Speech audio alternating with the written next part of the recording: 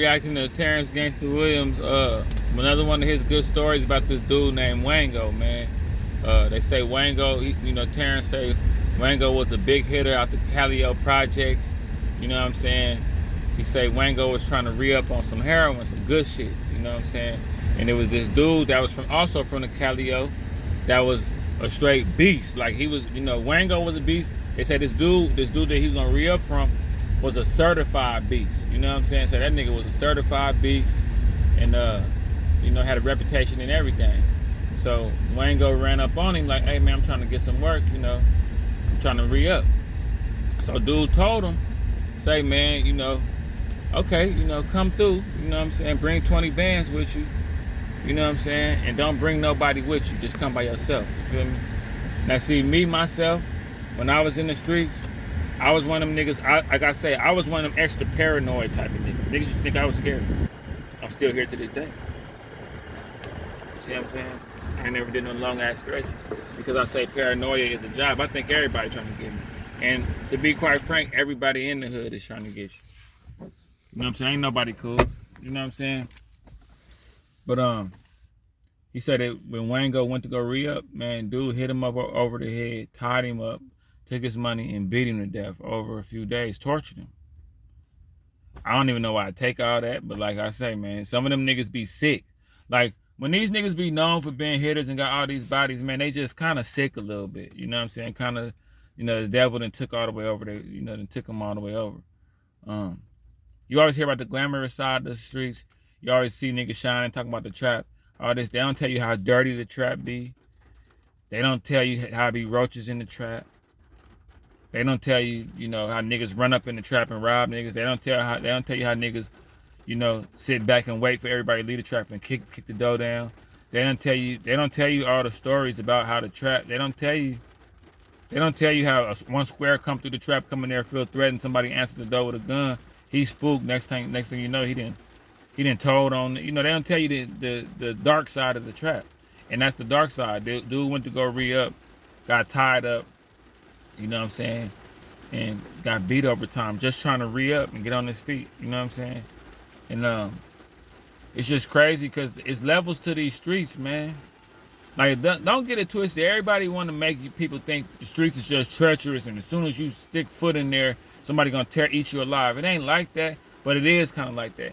Like that know how to move shit is true. You gotta know how to move. And it's levels to the streets. Like when I was in the streets, I treated it like the pool. I'm cool in 6 feet. And 6 feet still kind of deep. I can't stand all the way up in it.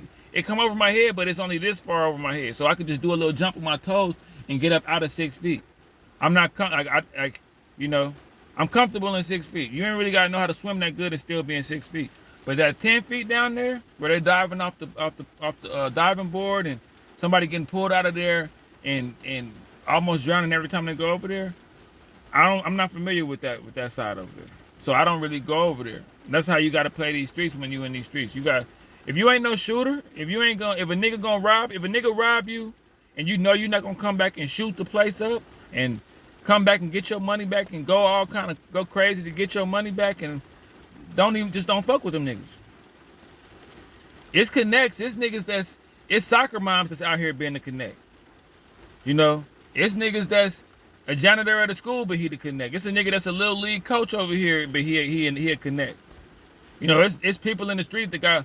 I always try to fuck with niggas. Like when I was fucking around, I always try to fuck with niggas that had jobs or had a family or will put up a front. People that, ain't got nothing to lose. I don't fuck with niggas that straight killers. That's all they know. They can kill me, leave me here, change the whole spot, and do it. Like, nah, I don't. No. If this is your main hustle and this is all you do, I don't want to fuck with you because you ain't got no rules. You know what I'm saying? I'll tell you a story. One time, I used to have this partner named EB. And like me and EB was real cool. We used to fight pits together. Like we had this whole, like I was one of them niggas that even the way I am now, I was one of them niggas in the hood. I did a little bit of everything. Like only thing I never got into was I never got into shooting and being a killer and all that. I never ventured off into that. And for you people that think the only way for you to be from the hood is you got to be a killer, that's cap. That's cap. So I ain't gonna say I didn't have a pistol. I ain't gonna say I didn't run with niggas that was strapped. You know what I'm saying? I ain't gonna say I didn't have niggas in my crew that was like that. I wasn't never like that. You know what I'm saying? But I said that to say I was one of them niggas. I was known for gambling. I had a little, the gambling niggas. It's some gambling niggas. It's niggas that come pull their gun out and gamble. It's niggas that take a break from being a killer and come gamble. It's niggas that take a break from hustling and come gamble. And then it's niggas that just gamble. They just got the dice in their hand, got $5 stuff. They walk outside with $5 in their hand every day and come up. You know what I'm saying? They known for gambling. You got niggas that's known for scamming. You got niggas that's known, it's not just shoot 'em up niggas. Me and this nigga EB, we was known for having pits. We would breed our pits. We would fight pits with other pits. We would sick our pits on mutts and get a hood to show, just tear this little mutt up, tear this stray dog up to give everybody something to see. That was my pit bull partner. But he fucked around with the dope too. He had it it was weird. It was like, you had niggas that's into playing PlayStation, that's into playing 2K. And you might have a scammer and a drug dealer and a gangster all in this one spot playing 2K. And they done left their little side of what they do to come together to play 2K. Me and EB had his whole little crew of niggas. I think they was I used to be on 15. I think EB and them niggas was like from like damn near 13th or something. You know what I'm saying? They had they had their own little crew of niggas. And I had my little crew of niggas. But I'll admit, EB crew of niggas was all the way off the porch and down the street and around the corner. You know what I'm saying? Like my niggas, I was kind of off the porch. My niggas was kind of off the porch. But we was more the, players, dress up, boosters, sell dope. But you could sell dope in the trenches where it's hot, where the murder game going down, because the money is high. Like a lot of niggas like to be where the money is high. And they fighting for spots. You know what I'm saying? And they fighting for territory because the money high. Niggas is making, bands every day. Or you could find you a cool little soccer mom over there, a cool little square ass nigga over here, a couple little teenage kids over here that like to come together for, on school break. And with them, you got to tell them, hey, I just want y'all three. I don't pull up to get something and you got the whole school outside waiting on you. You know what I'm saying? Like, it's different ways to maneuver. You know what I'm saying? But you got to know the game to even know that's how you operate. But anyway, I'm straying from the story. Me and my nigga EB, we fucking with our dogs or whatever. And like I say, I used to hustle too, EB used to hustle. But this the thing about it. When you cool with one nigga, he might have a crew of niggas that you not cool with. And them niggas might not like you. Them niggas might be, man, hey, EB going around this square ass nigga. EB was a little older than me too. I was a little younger than EB. And EB had some partners that used to be around him and they used to always be quiet. You know what I'm saying? And I would always be thinking to myself, I gotta watch EB partners, man. You know what I'm saying? The niggas kind of seem like they don't like me, but they be with EB and they act cool. They'd be cool with me while EB there. You know what I'm saying? So, one time I was doing my thing. You know what I'm saying? I'm hustling. I get rid of my whole bundle or whatever. So I remember me and EB had moved around, but his partners kind of stayed around and was still kicking it in the area or whatever.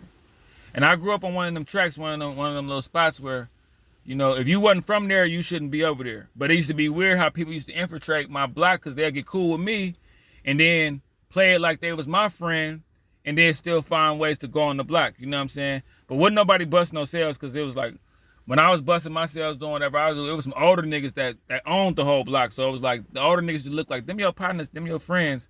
We ain't gonna trip off your friends or whatever. We ain't gonna let you hustle over here, but we better not see none of your friends doing nothing. So I can respect that. So one day I had I'm straying away from the story. One day I had ran out of my shit. One of the EB partners that kind of didn't like me was there. He was with me. He like, man, you can go re. You know what I'm saying? You can go re up. This time back to the Wango story where I say you got to be careful where you go re up. So I noticed when me and the dude walking to go get the shit, dude kind of got like a demeanor where he kind of stiff. Like he walking with me, but he kind of short with me. He kind of like, I'm trying to talk to him. Like, yeah, man, it's going to be some good. I got to get, I'm trying to small talk him to peep his temperature. And see, some niggas is not slick and sly. Like if this nigga was smart, he would have been, oh yeah, man, woody whoop whoop, talking back with me, let me know everything cool. He would have been setting me up perfectly, but he kind of had like this little demeanor where I could tell something went wrong. So we go up 15th, we make a left on Roberto's. We go right around the corner to 14th. 14th used to be kind of busy. So I'm walking with the dude. Right when we get to the spot where I'm for the cop, like I could tell I'm behind dude. He don't see that I'm kind of looking because I'm already kind of paranoid because I don't really know this nigga. And he giving me bad vibes. So as soon as we turn like this and get to the spot, it's up. It's some apartments upstairs and like kind of like a hallway. As soon as we get there, I see a dude kind of peek back in the thing and close the door. And then dude turned to me and say, "It's up there. Go up there and get it." I already knew what that shit